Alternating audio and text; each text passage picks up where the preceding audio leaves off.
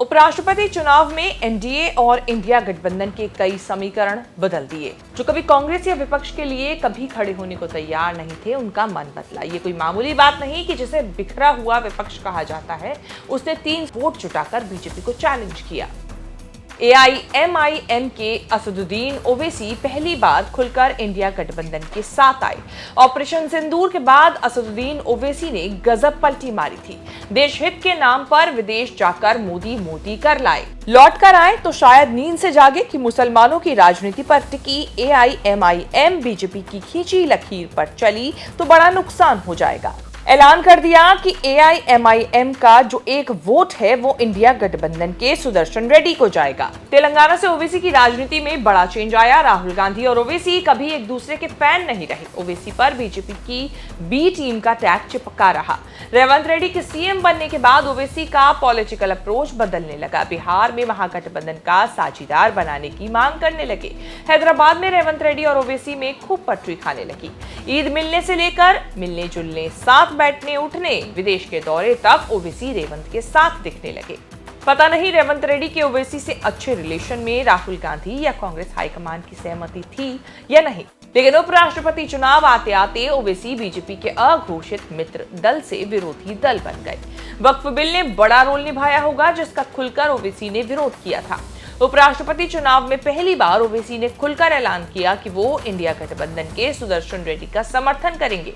हालांकि ओवैसी के अकेले 1 वोट से चुनाव नहीं पलटना था। ये देखना दिलचस्प होगा कि ओवैसी 1 वोट के एहसान के बदले क्या चाहेंगे। कांग्रेस एहसान मानेगी भी या नहीं। ओवैसी पर रेवंत रेड्डी के इन्वेस्टमेंट ने जरूर काम किया। ओवैसी कांग्रेस के करीब आए। नवीन पटनायक ने ओडिशा में 25 साल तक राज किया। कांग्रेस विरोध पर बनाई पार्टी बीजू जनता दल को बहुत आगे लेकर गए। तब बीजेपी को समर्थन से खूब मदद मिली। एक दिन ऐसा भी आया जब बीजेपी से दूरी बना ली, लेकिन तब तक देर हो गई। बीजेपी बीजेडी का वोट खाकर सत्ता में आ गई। तब जाकर नवीन बाबू की आंख खुली। 2014 में मोदी सरकार बनने के बाद नवीन पटनायक ने हर मौके पर बीजेपी का साथ दिया। एनडीए में तो शामिल हुए नहीं, लेकिन हर तरीके से विपक्ष को इसका एडवांटेज लेने नहीं दिया। या 2024 के चुनावों के बाद नवीन पटनायक का मन बदलना शुरू हुआ। वक्फ बिल पर जिसे कंफ्यूजन वाला स्टैंड माना गया, वहीं से बीजेपी से दूरी बनाई। खुलकर सांसदों से नहीं कहा कि बीजेपी के पक्ष में वोट करो। कुछ सांसदों ने अंतरात्मा की आवाज पर बीजेपी के लिए वोट किया, कुछ ने वोट नहीं किया।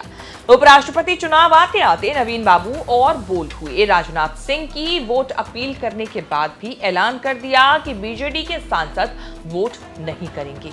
7 सांसदों के वोट नहीं करने से भी चुनाव पर फर्क नहीं पड़ा, लेकिन मैसेज जरूर क्लियर किया कि अब बीजेपी का साथ और नहीं। चाहते तो बीजेपी के खिलाफ सुदर्शन रेड्डी को वोट दे सकते थे, लेकिन कांग्रेस के करीब जाकर विपक्ष के साथ दिखने में हिचक अभी बरकरार है। विपक्ष के लिए यही पॉजिटिव है कि नवीन बाबू अब खुलकर बीजेपी के समर्थक नहीं रहे।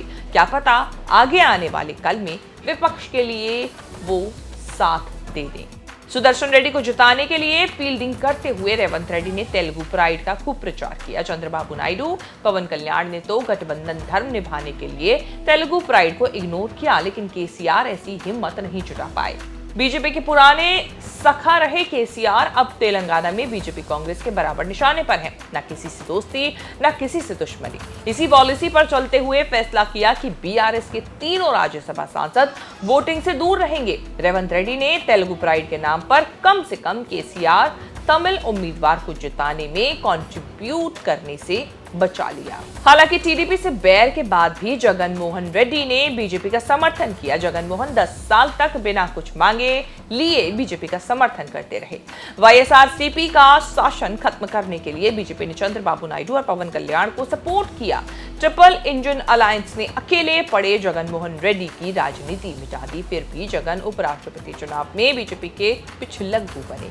अब सोशल मीडिया में खूब हल्ला मच रहा है कि कितने घपले घोटालों में फंसे हैं जगन मोहन रेड्डी, इसीलिए बीजेपी के साथ गए।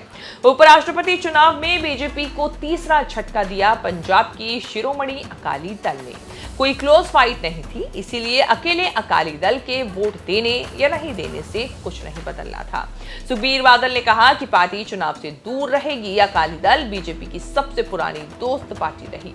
प्रकाश सिंह बादल तक बीजेपी से बढ़िया चलती रही। सुखबीर बादल ने किसान कानून के नाम पर बीजेपी से कुट्टी कर ली। 5 साल से दूरी बनी हुई है। अब पंजाब में बाढ़ को बहाना बनाकर एनडीए उम्मीदवार सीपीआर के लिए वोट देने से बचे। मैसेज दिया कि एक बार छोड़ दिया तो छोड़ दिया। बीजेपी के करीब जाने का फिलहाल कोई इरादा नहीं है। उपराष्ट्रपति चुनाव में बीजेपी डीएमके को फंसाने के लिए तमिलनाडु के सीपी राधाकृष्णन को लाई तो इंडिया गठबंधन ने 4 कदम वाली चाल चलते हुए तेलुगु बी सुदर्शन रेड्डी को अपना उम्मीदवार बनाया।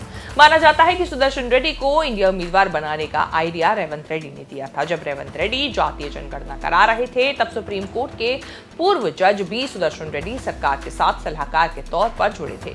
प्रचार ऐसे किया गया कि सुदर्शन रेड्डी खुद ओबीसी नहीं है लेकिन ओबीसी के लिए खड़े रहे हैं। शेष भारत की इस रिपोर्ट में इतना ही। इस रिपोर्ट को लेकर आपकी क्या राय है और ये भी बताना ना भूलें कि आपको इस बार क्या लगता है कि उपराष्ट्रपति के चुनाव में क्या सीपी राधाकृष्णन चुनाव जीतेंगे या फिर सुदर्शन रेड्डी।